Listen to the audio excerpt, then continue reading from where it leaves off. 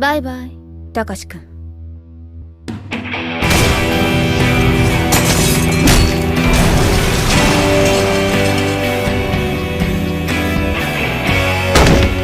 Short piece, Ranko Tsukigime's Longest Day.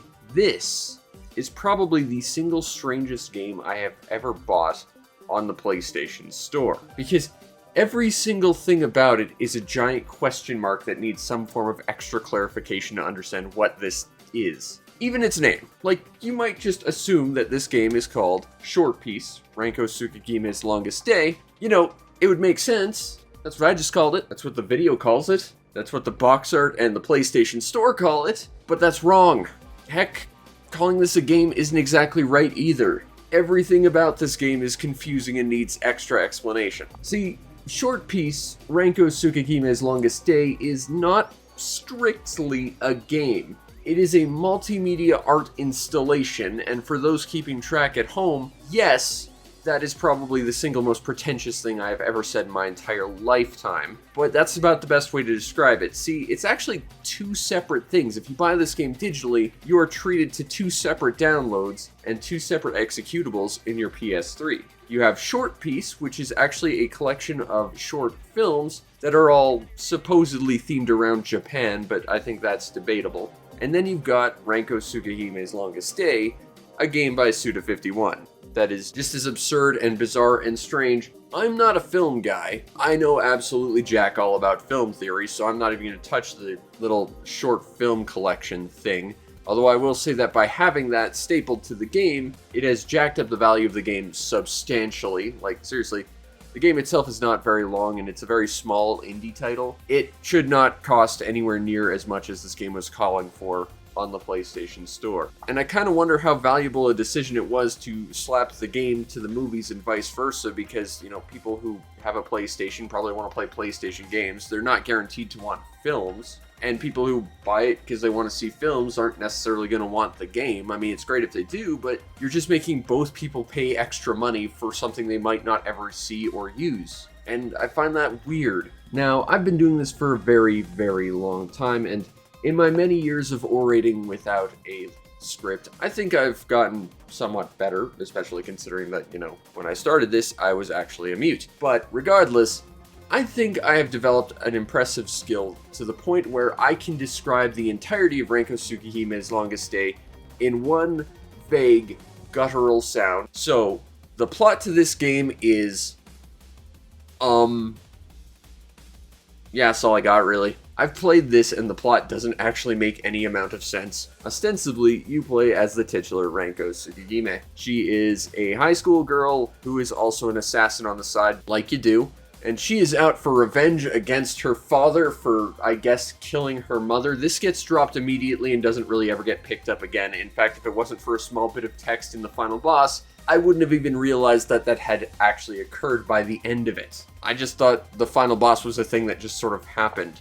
See, everything about the plot happening to Ranko, as well as the gameplay that's about to happen to you, is really more just stuff that happens at you and you just have to sort of accept it and react to it as best you can. Nothing in the game story really makes coherent sense. Everything about this makes me question this game, like, why is this game? Where is this game? When is this game? There's like a 50-year time gap for some reason.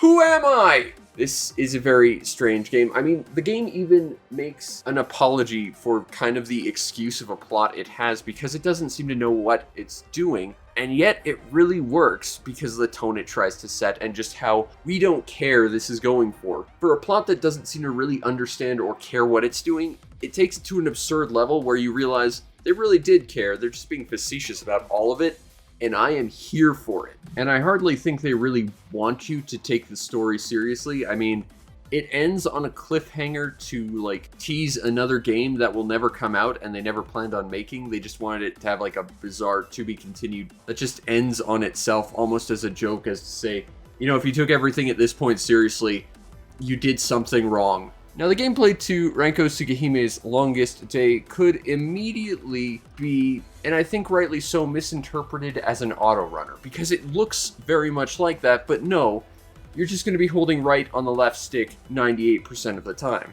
It is a standard platformer where you try and get from left to right as quick as possible, while a giant wall of death made of masks and giant floating heads tries to murder you.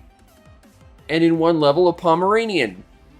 Because this game really, really wanted to make a reference to Tokyo Jungle for some reason. What is this game? Ranko can run, she can jump, she can slide, which doubles as an attack. She can attack using her shield, sniper rifle, violin, whose bow doubles as a sword. Seriously, this is a really cool designed weapon. I like that a lot. And by smacking enemies with her bow sword thing, they then explode into bright, colorful pop art projectiles that then hit other things to make them explode into bright, colorful pop art projectiles, which leads a huge amount of vibrancy and contrast to the stark landscapes that you are running through. You're also capable of utilizing a wall jump to get past certain obstacles, as well as using your gun as, a gun, by firing to the left and right using the shoulder buttons. However, I would strongly recommend you don't do this, because ammo for it is a scarce resource that is earned by building up combos of attacks, and is really only utilized by firing behind you using the L1 button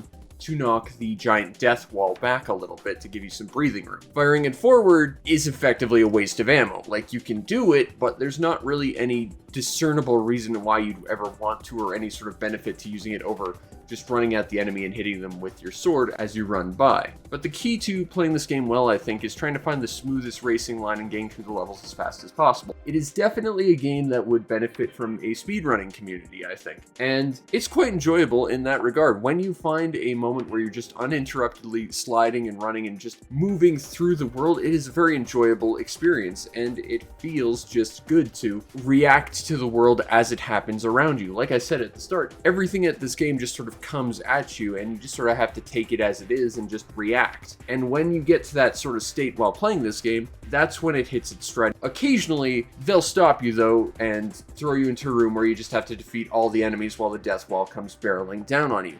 It only happens like 3 times in the game, and it's very weirdly out of place, and it doesn't really fit with the rest of the game, but I guess they wanted to break up the flow or something. But then they just do that anyway by turning the game into a shmup, and instead of running, you're on a bike now, and you're getting chased by a Pomeranian with a live feed cam, and this game is insane, and I don't understand why. It should be noted that this game has sort of a weird momentum to it. Should you ever stop, and I want to stress this, you should never want to stop, but should you ever stop, it takes a few seconds for you to really build up speed again, and if you need to jump, you might not get the distance you need.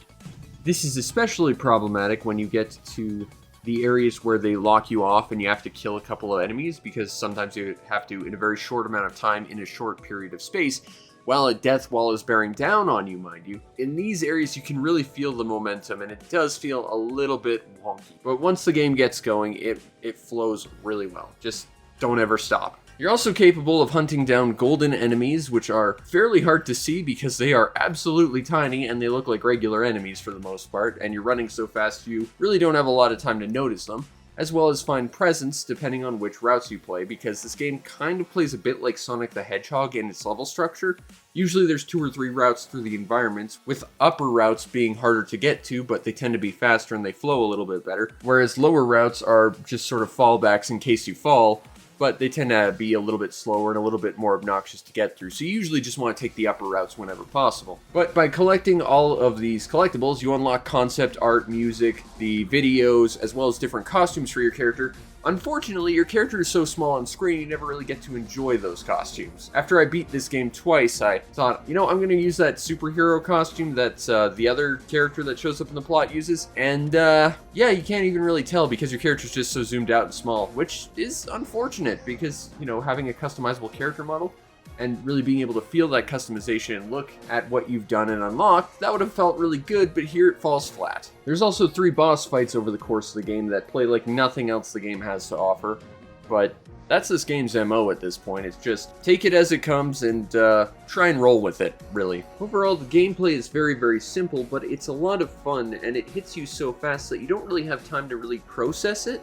It just hits you so fast and you're just there to experience it. And ultimately, I think this game is best described as an experience. Maybe not one to be taken seriously because it is possibly the most nut bar thing Suda51 has done on the PS3. I mean, the alternatives are what? Killer is Dead. That was a pretty weak one of his, as well as Shadows of the Damned, I guess? I mean, I think out of all the games with his name attached that are on the PS3, this is by far the most Suda 5-1 game out there.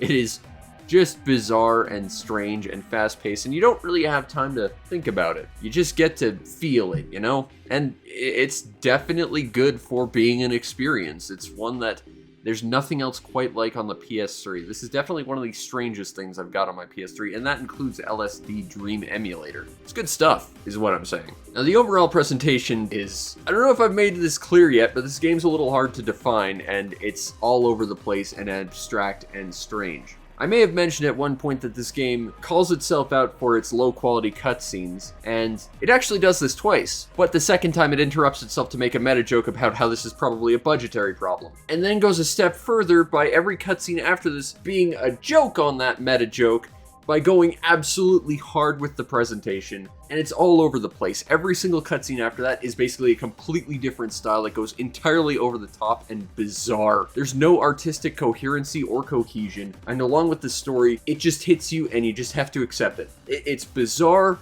and there's nothing here that makes sense, and I love it.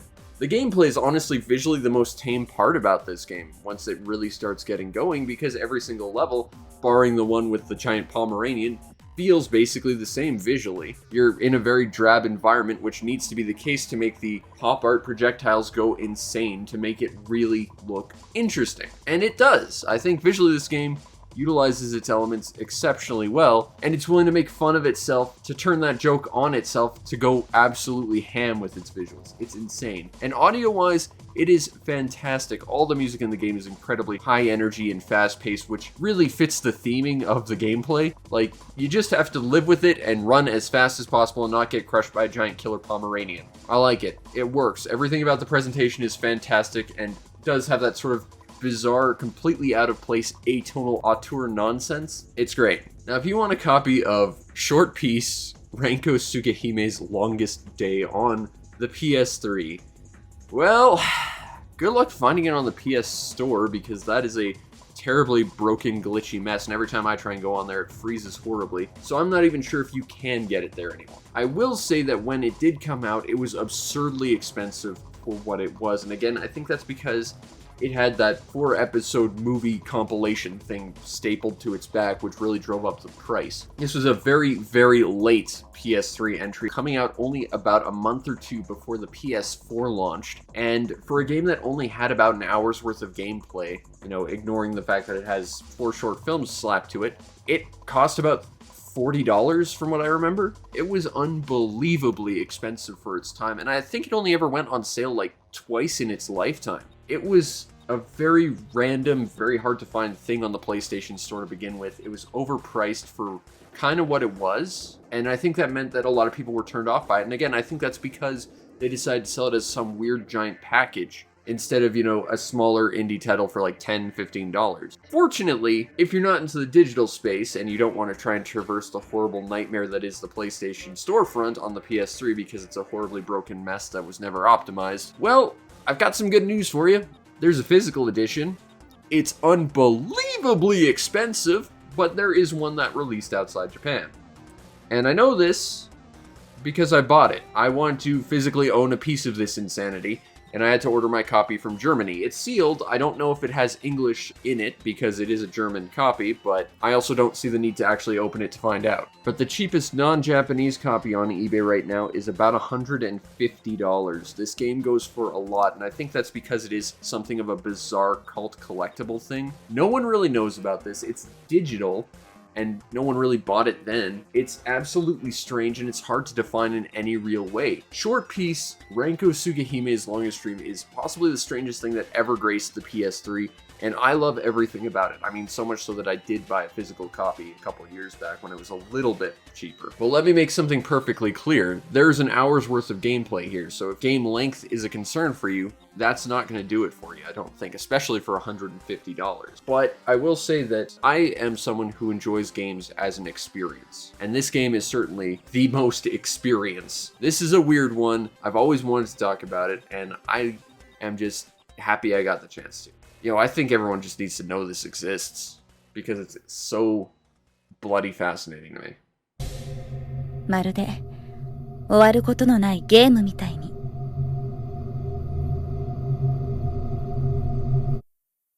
お後がよろしいようで。